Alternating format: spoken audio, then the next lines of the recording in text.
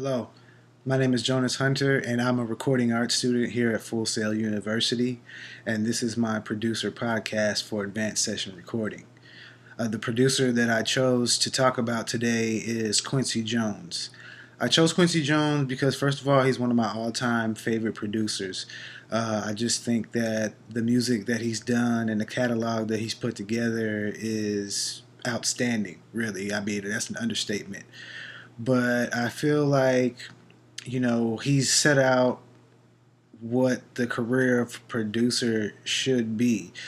He wasn't afraid of hard work. He wasn't afraid to move up through the ranks, and he wasn't afraid to let an artist know that they should do things a certain way if they want to get a certain result.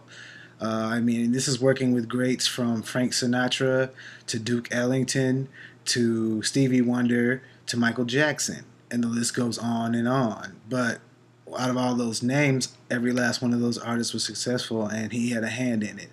So, in that regard, I would like to first talk about one of his first major successes, which was a song with Frank Sinatra called Fly Me to the Moon, which was later on recognized by NASA as one of the iconic songs to go along with the first astronauts landing on the moon. And also, the single went platinum two times over as a result of that. So let's go ahead and get into it.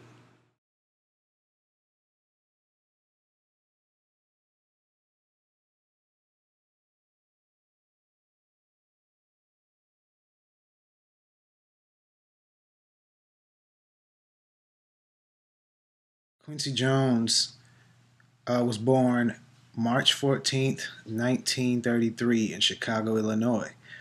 Um, but his love for music did not develop until his family had to move to Seattle, and this is where he picked up the trumpet, where he later became sort of a virtuoso with, and it also ultimately earned him a full scholarship to Berklee College of Music, where he later dropped out after his freshman year because he just wasn't feeling it. He didn't feel like, school was for him, so he no longer continued to be there.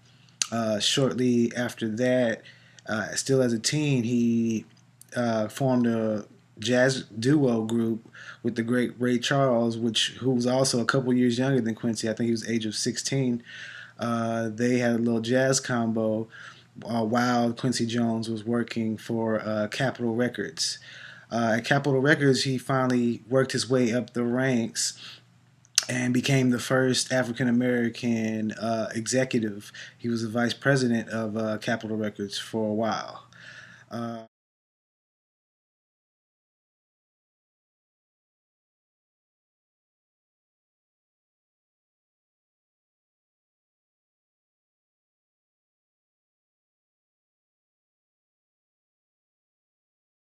One of Quincy's biggest successes, if not the biggest success, was the Michael Jackson Thriller album. Thriller album had seven number one singles, sold 30 million copies worldwide, and was the one number one selling album of all time.